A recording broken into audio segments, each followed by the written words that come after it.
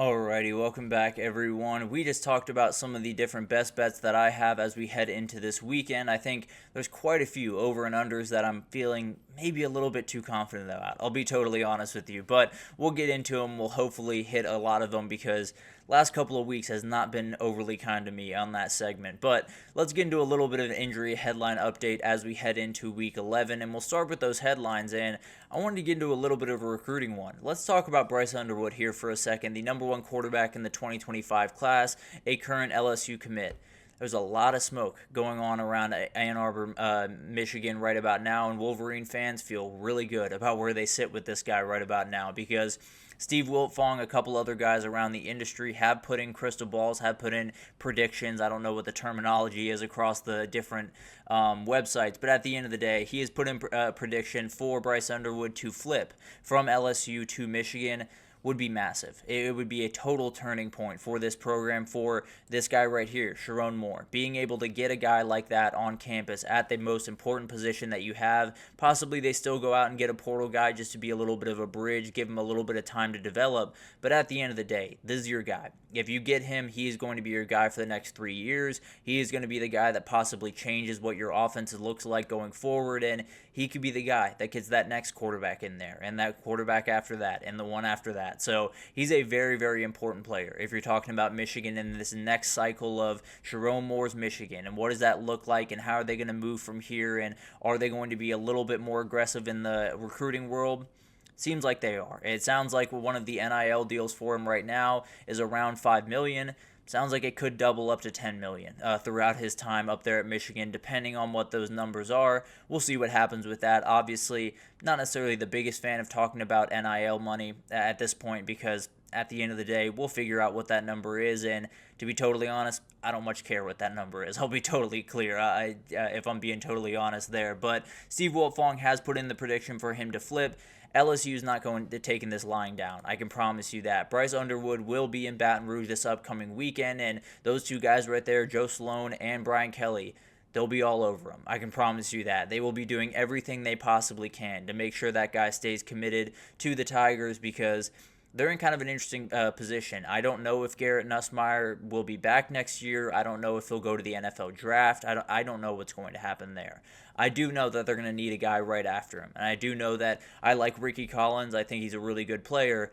I think Bryce Underwood's just a little bit different. So LSU's going to do everything they possibly can. I think whichever one gets them, one's getting the quarterback of the future for your team going forward, and then the other one, mainly Michigan in this respect, is kind of floundering and just trying to find that portal guy that makes everything fit for 1 year, and then maybe they'll try after another Bryce Underwood next year. But at the end of the day, it's going to be really interesting to watch all of this unfold, and whoever gets them, they're going to feel really, really good. They're going to be jumping for joy in one of those facilities here pretty soon.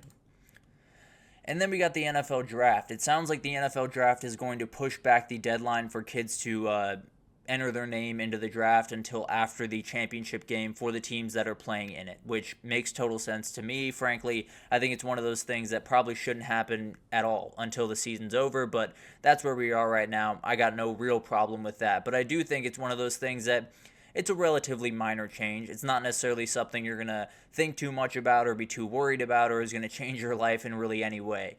What it is going to do is make sure that all of those coaches, all of those players, all of those guys are locked in on the task at hand. And I think that's probably the biggest thing that at least me have had a problem with the last little bit in this time of year is feels like these fans, these coaches, these players, their heads are just in a lot of different places around this time of year, whether it's the portal or the draft or the game that's going on in a couple of weeks or whatever it is. There's a lot of different things going on. And I think taking at least that one thing off their plate helps them focus just a little bit more, and that's enough for me. You know, that 1% forward, I'll absolutely take and I'll run with it. So it'll be interesting to watch this unfold. It would open on the 24th of January, would close on the 27th, 72 hours after you enter your name, normally how it works there. And then the other one will be January 6th. and it would close on January 9th. So it'll be interesting to see how that unfolds, and it'll be interesting to see, maybe some players play in the championship game. They're planning on going to the NFL. They lose in that game, and then they come back. Who knows what happens? I think there's going to be a lot of very interesting decisions to be made around the NFL draft, particularly this one around this time in a couple of months. But at the end of the day, going to be really, really fun to watch all of this unfold, and I think it's just a change that just kind of makes sense. It doesn't necessarily need to be one that we notice all the time, doesn't necessarily need to be one that really hits you over the head, but it is one that I think is going to make that slight difference of these guys being that little bit more focused, that little bit more locked in, like Tez Johnson. He has a huge future ahead of him in the NFL, and his team could very well be playing in that game. So a lot of different things that all these guys probably just took a little bit of a sigh of relief, just knowing they don't have to worry about that stuff, knowing they don't have to get into all that stuff down the stretch of this year. But let's get into this one, why don't we? I'm sure a lot of you have seen this news throughout the last little bit on X and on all of the different social media apps, but a live tiger will be making his return to Death Valley for the rivalry class between LSU and Alabama this upcoming Saturday. It will not be Mike the Tiger. It will not be Mike 7th. It will be another Tiger. And Jeff Landry, the lieutenant governor of Louisiana, has set it up to bring a Tiger out of a out-of-state refugee. This is a bad idea. I'll be very, very, very clear about this. This is a very, very bad idea. It does not do anyone any good. All of the fans are telling you not to do it. The handlers of Mike the Tiger are telling you not to do it. The university is telling you not to do it. But he's going to do it because wouldn't it be cool to see a Tiger on the sideline? It is absolutely ridiculous. It is very, very dumb, and it's one of those things where if you're in Louisiana right now, you can get this guy's phone number. So do with that what you will. You can absolutely call him and tell him it's a very bad idea. Hopefully we can get this to not happen because this is just stupid. I'll be totally honest with you. I get it. It's really cool to see a Tiger on the sideline. You don't have to tell me that. I thought it was going to be awesome when I initially read into it, but no. This is just a bad idea because at very, very best, what they're going to get is a ton of fans looking down at a steel cage and saying, there's a Tiger somewhere in there. The worst you're going to get is that Tiger feels very anxious, that Tiger feels very scared, which is not something that is all that crazy because they're in the middle of 100,000 people. It starts to freak out and you have a big time problem. I'm not saying that's going to happen. I'm not saying you have to blame anyone if that were to happen. Just don't give yourself that opportunity.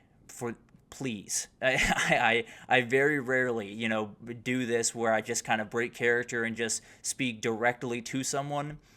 Jeff Landry, please do not do this. This is a very, very bad idea. No one in the LSU fan base is on your side. None of the handlers for Mike the Tiger are on your side.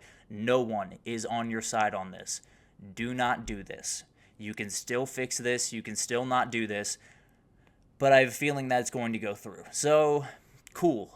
You get to see a Tiger on Saturday night. Congratulations to everyone that's going to be watching. We get to see a 2-second clip of a Tiger, and it'll be through a ton of steel bars because they got to put him in a huge cage because it's a really bad idea. But at the end of the day, they're going to do what they're going to do. The game is the game, I guess.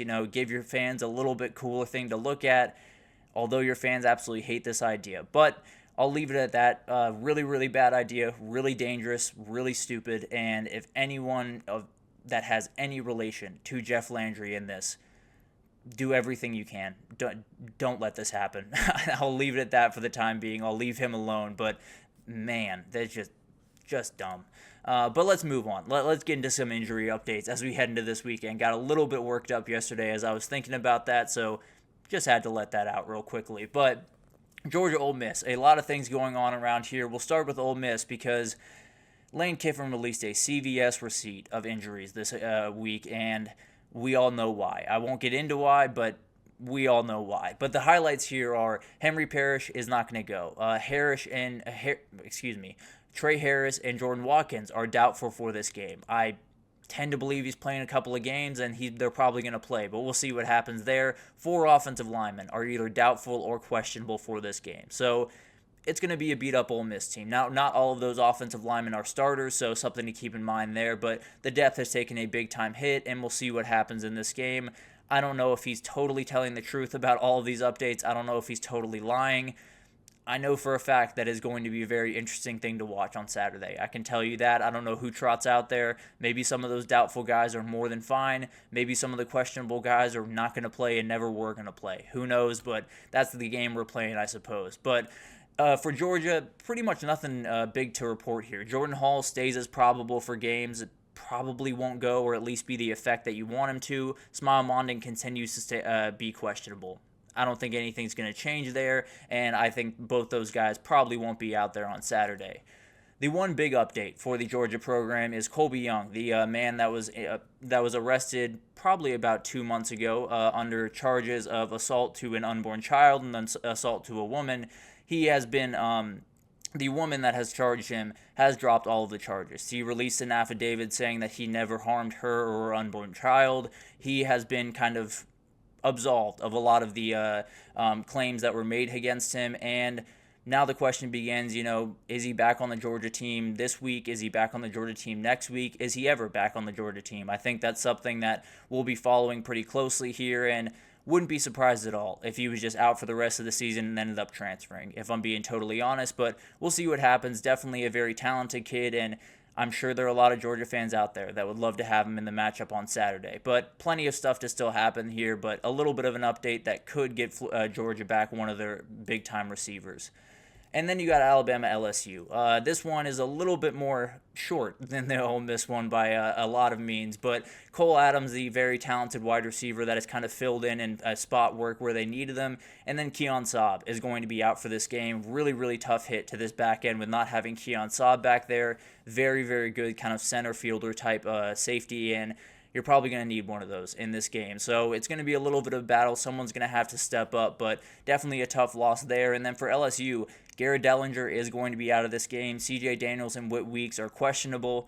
I expect both of them to go, if I'm being totally honest, especially Whit Weeks. I think you're going to have to drag him off that football field, but overall, I do think both those guys will play, and definitely huge addition. CJ Daniels has kind of been coming on, and I think he's going to be a guy that you're going to want on that field on Saturday. And then just some random news on here to finish it out. Jonte Cook, the very talented wide receiver for Texas, is leaving the program. He has officially, moved on. Sounds like it was a mutual parting of ways.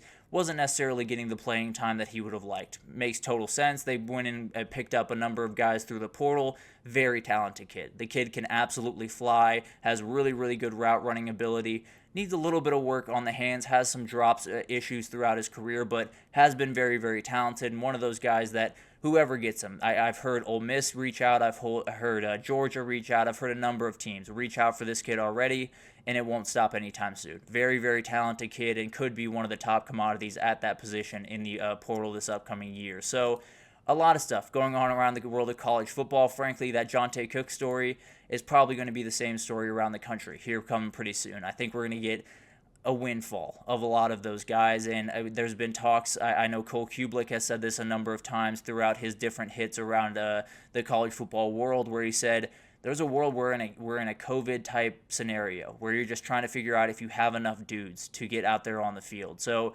something to watch. We'll talk about it over the next couple of weeks, and we'll see how aggressive that actually is, and if that's a real worry. But as of right now, there's guys dropping off left and right, and wouldn't be all that crazy if we got to the last week of the season and someone is trying to put together a whole new roster. I won't pick out any team because I don't know anything in particular, but definitely something to watch out for the rest of the way, and a lot of stuff to watch out for this upcoming weekend because it's going to be a special one. Whether you want to watch those two big games and watch nothing else, or you want to watch all of them, there's going to be special stuff happening. I feel a lot of upsets this weekend. I feel a lot of big-time games. I feel a couple of crazy overtime games. So be on the lookout, be vigilant, get all the TVs rolling, and have a great weekend. But thank you once again for tuning in to the GSMC College Football Podcast, brought to you by the GSMC Sports Network. Your support means a lot to us, so please remember to subscribe to the show, leave a positive review. It does make a huge difference for us.